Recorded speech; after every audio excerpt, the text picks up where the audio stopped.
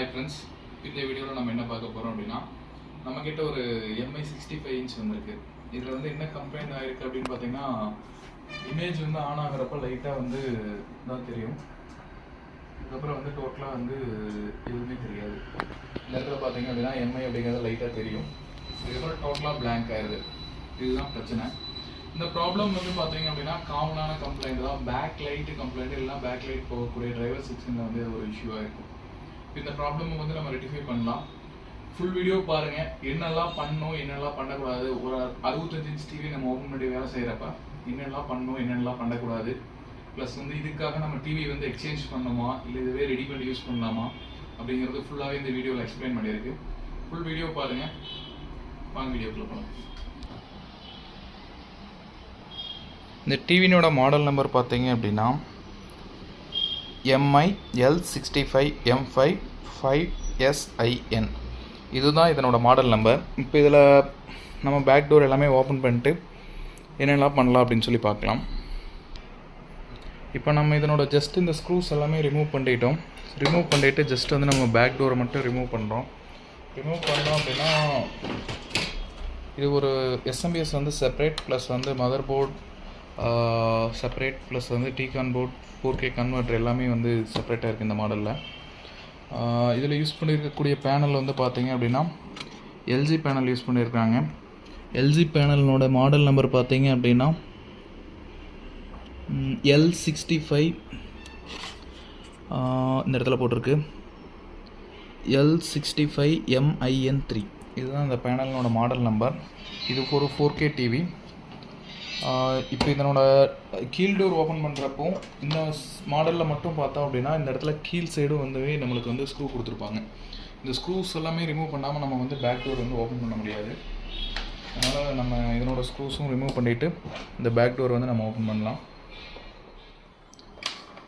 இப்போ நம்ம வந்து ஃபஸ்ட்டு இது பேக் லைட் கம்ப்ளைண்ட்டாக இருக்கா அப்படிங்கிறத வந்து ஃபஸ்ட்டு வெரிஃபை பண்ணோம். வெரிஃபை பண்ணுறதுக்கு நம்ம என்ன பண்ணுறோம் அப்படின்னா ஜஸ்ட்டு இதனோட பேக் லைட் கனெக்டரை ரிமூவ் பண்ணிவிட்டு பேக் லைட் டெஸ்டரை யூஸ் பண்ணிட்டு நம்ம வந்து இதனோட பாசிட்டிவ் அண்ட் நெகட்டிவ் டெர்மினலில் வந்து ஜஸ்ட்டு நம்ம எல்இடி வந்து ஃபிட் பண்ணி நம்ம செக் எல்இடி டெஸ்டரை வந்து ஃபிட் பண்ணி நம்ம செக் பண்ண போகிறோம்.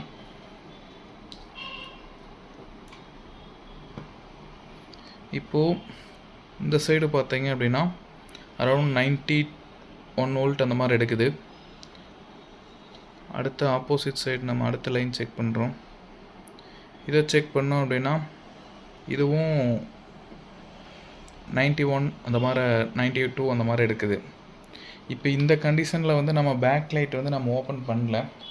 நான் என்ன பண்ணுறேன் அப்படின்னா ஃபஸ்ட்டு வந்து இது பேக் லைட் வோல்டேஜ் வந்து எவ்வளோ எடுக்குது அப்படின்னு சொல்லி மல்டிமீட்டரில் வந்து நம்ம மெஷர் பண்ண போகிறோம். மெஷர் பண்ணிட்டு அதுக்கப்புறம் பேக் லைட் டிரைவர் செக்ஷனில் ஏதோ ஒரு இஷ்யூ இருக்கா இல்லை பேக் லைட் மாற்றணுமா அப்படிங்கிற சொல்லி நம்ம பார்க்கலாம். இப்போது இதில் வந்து நம்ம ஒரு சைடு கனெக்டரில் வந்து செக் பண்ணுறப்ப பார்த்தோம் அப்படின்னா எடுக்கக்கூடிய வோல்டேஜ் வந்து பார்த்தீங்க அப்படின்னா 75 76 அந்த மாதிரி டவுன் ஆகிட்டே போகுது. அதே மாதிரி அடுத்ததில் நம்ம வோல்டேஜ் வந்து செக் பண்ணுறோம். அதுலேயுமே வந்து பார்த்தோம் அப்படின்னா ஒரு 70 வோல்ட் அந்த மாதிரி தான் எடுக்குது. ஆக்சுவலாக நம்ம டெஸ்டர் போடுறப்பவே வந்து பார்த்தீங்க அப்படின்னா அரௌண்டு 91 வோல்டேஜ் 91 92 வோல்டேஜ் வந்துச்சு. இப்போ நம்ம அப்படி இருக்கிறப்ப வந்து இது அரௌண்டு வந்து 90+ எடுக்கணும், 96 அந்த மாதிரி எடுக்கணும். இப்போ இது வோல்டேஜுமே பார்த்தீங்க அப்படின்னா மாறிட்டே இருக்குது, ஃபிக்ஸ்டாக இல்லை, ஸ்டாண்டர்டாக நிற்கல.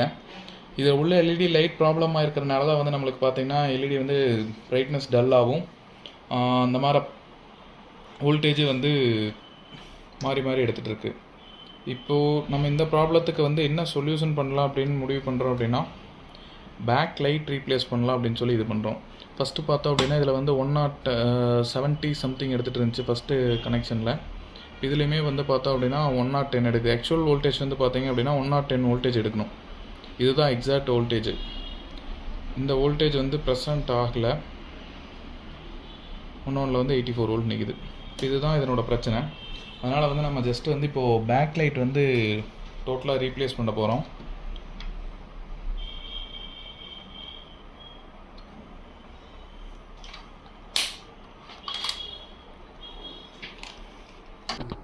இப்போ நம்ம ஏற்கனவே சொன்ன மாதிரி கீழ் ஸ்க்ரூ எல்லாமே நம்ம ரிமூவ் பண்ணிட்டோம்.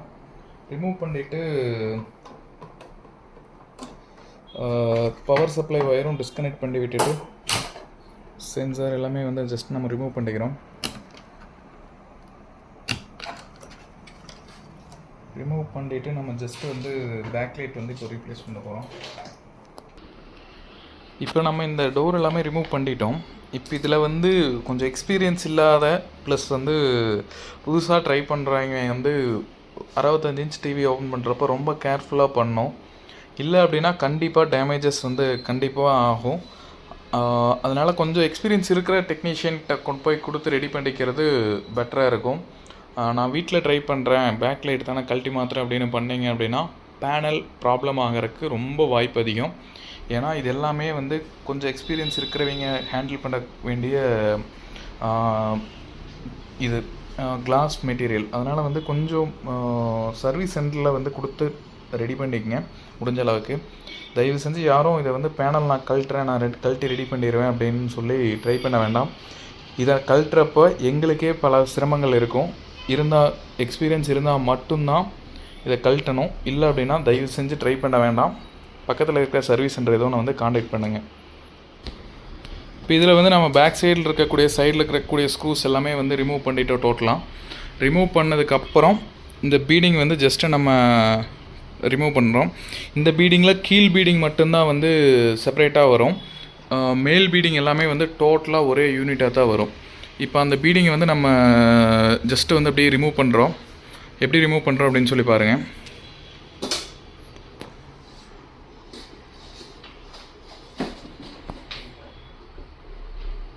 ஜஸ்ட்டு 2 சைடுமே ஒரே ஈவனாக எடுத்தோம் அப்படின்னாவே வந்து ஜஸ்ட்டு வந்து இந்த சைடு பீடிங் வந்து டோட்டலாக ரிமூவ் ஆயிரும்.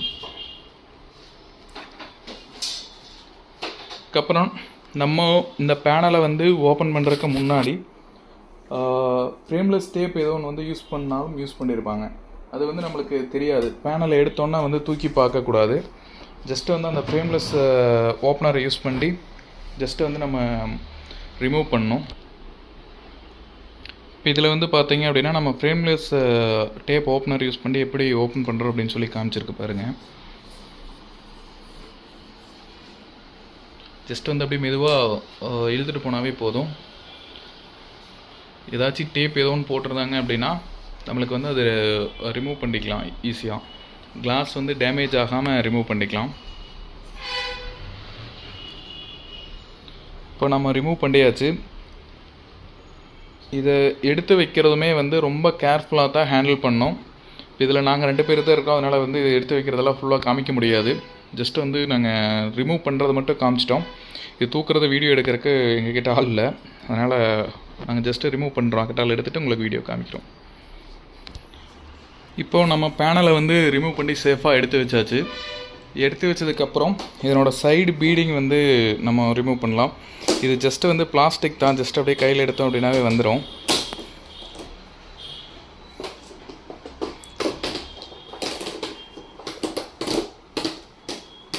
இந்த இடத்துல காடி இருக்கும். அந்த காடியில் ஜஸ்ட்டு இது பிளாஸ்டிக் அப்படிங்கிறனால ஜஸ்ட்டு லைட்டாக ரிமூவ் பண்ணோம் அப்படின்னாவே ரிமூவ் பண்ணிக்கலாம்.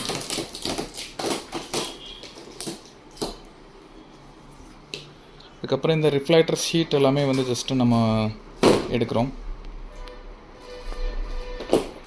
இந்த ஷீட்னோட ஆர்டர் வந்து இப்போ இதில் வந்து பார்த்தீங்க அப்படின்னா கிட்டத்தட்ட ஒரு 3-4 லேயர் இருக்குது. இந்த லேயர்னோட இது வந்து மாறக்கூடாது. எடுத்து வைக்கிறப்ப அதே மாதிரி வச்சு அதே மாதிரி தான் எடுத்து வைக்கணும். இல்லை அப்படின்னா உங்களுக்கு இமேஜில் வந்து ஒரு மாதிரி கன்வீனியன்ட் இல்லாத மாதிரி இருக்கும். இல்லைனா லைட்டாக ரெயின்போ கலர் மாதிரி வரும். அந்த பிரச்சனையினால் இது டோட்டலாகவே எடுத்து அதே சேம் இதில் வந்து அப்படியே வச்சிடணும். மாற்றி வச்சிட்டோம் அப்படின்னா வந்து நம்ம மறுபடியும் அரேஞ்ச் பண்ணுறப்ப ஆர்டர் வைஸ் மாறிடுச்சு அப்படின்னா உங்களுக்கு கலர் வந்து மிஸ்மேட்ச் ஆகும். இப்போ இந்த ஒயிட் ஷீட்டை வந்து ரிமூவ் பண்ணிவிட்டு நம்ம ஜஸ்ட் எல்இடி வந்து செக் பண்ணலாம்.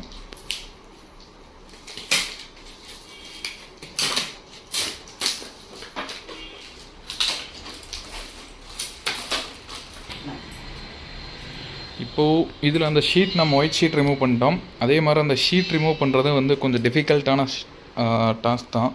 ஏன் அப்படின்னா இந்த மாடலில் மட்டும் என்ன பண்ணிட்டாங்க அப்படின்னா ஃபுல்லாக வந்து பேஸ்ட் போட்டு விட்டுருக்காங்க. இந்த பேஸ்ட்டில் இருந்து கிளிக்காமல் எடுக்கிறதே ரொம்ப கஷ்டம். கஷ்டப்பட்டு தான் நாங்களே ரிமூவ் பண்ணோம். இப்போ இதை ரிமூவ் பண்ணியாச்சு. இப்போ இதில் வந்து பார்த்தீங்க அப்படின்னா ஒரு ஸ்ட்ரிப்புக்கு வந்து பார்த்தீங்க அப்படின்னா 13 எல்இடி வருது. ப்ளஸ் வந்து 13 ஒரு மொத்தம் வந்து இருக்கிற ஸ்ட்ரிப் வந்து பார்த்தீங்க அப்படின்னா 5 ஸ்ட்ரிப் இருக்குது. இப்போ இதை வந்து நம்ம பேக்லைட் டெஸ்டர் போட்டு ஏதாச்சும் ஒரு ஸ்ட்ரிப் எதுவும் வீக்காக இருக்கா அப்படிங்கிறத ஃபஸ்ட்டு பார்க்கலாம்.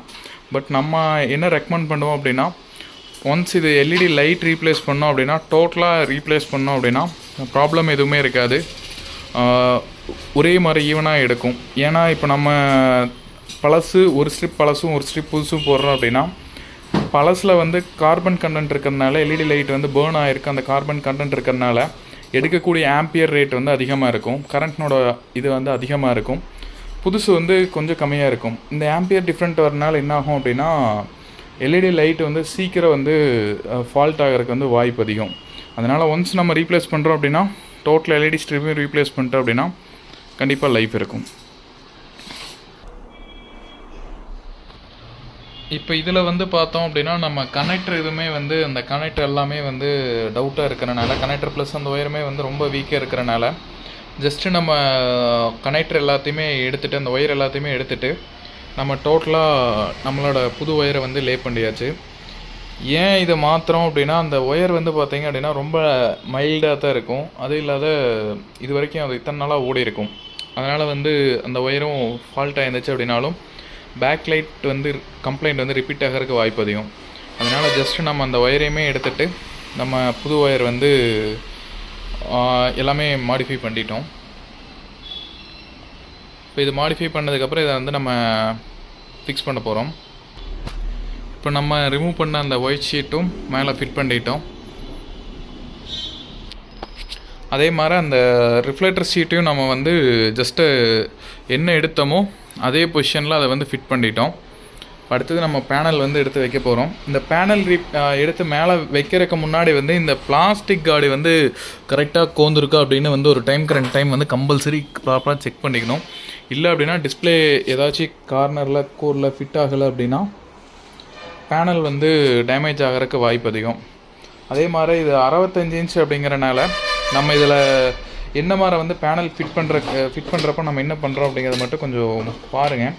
ஏன்னா பேனல் எடுத்து வைக்கிறப்ப வந்து ரொம்ப டிஃபிகல்ட்டான ப்ராப்ளம். இந்த மாதிரி பழைய ஏடிஎம் கார்டு ஏதாச்சும் இருந்துச்சு அப்படின்னா இந்த ஏடிஎம் கார்டை யூஸ் பண்ணி தான் நம்ம வந்து ஜஸ்ட் இப்போ இதை வந்து பேனலை வந்து கரெக்டாக ஃபிட் பண்ண போகிறோம். ஜஸ்ட்டு நம்ம 2 சைடுமே வந்து ஏடிஎம் கார்டை வந்து பிஃபோர் பேனல் வைக்கிறதுக்கு முன்னாடியே வந்து நம்ம வந்து வச்சுருவோம். இந்த மாதிரி வச்சுட்டு நம்ம பேனலை மேலே வச்சுட்டு அதுக்கு தகுந்த மாதிரி நம்ம கார்டில் அட்ஜஸ்ட்மெண்ட் பண்ணிக்கலாம். ஏன்னா மேலே தூக்கி வைக்கிறப்ப வந்து பார்த்தோம் அப்படின்னா பேனல் வந்து லென்த்தாக இருக்கிறனால வளையும், கருவாட்டை வளையும். அப்படி கருவாட்டை வளையிறத வந்து நம்ம பேலன்ஸ் பண்ணோம் அப்படிங்கிறதுக்காக ஃபஸ்ட்டே வந்து இந்த மாதிரி ஏடிஎம் வந்து நம்ம இதில் ஃபிட் பண்ணிடுறோம்.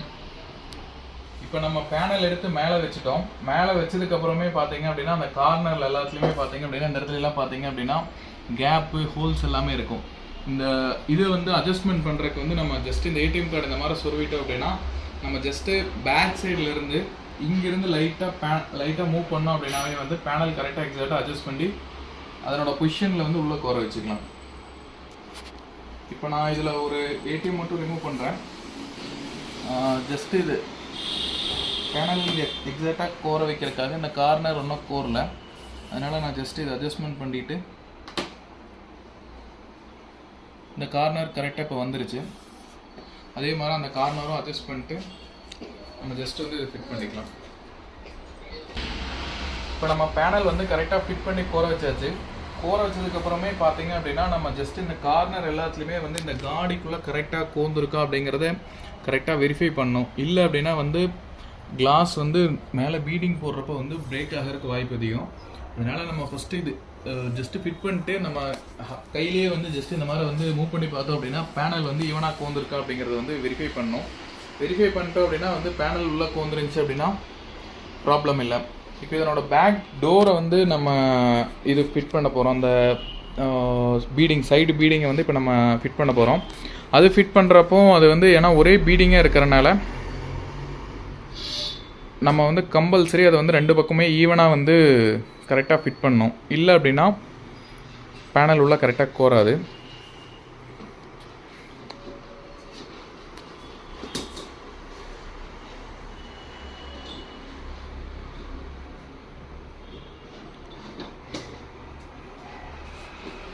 இப்போ இது 2 சைடுமே நாங்கள் ஈவனாக வந்து ஃபிட் பண்ணிட்டோம். ஃபிட் பண்ணதுக்கப்புறம் ஜஸ்ட் வந்து அப்படியே மேலே தள்ளிட்டு வந்தோம் அப்படின்னாவே போதுமானது. இதனோட காடியில் வந்து எக்ஸாக்டாக கோர ஆரம்பிச்சிடும்.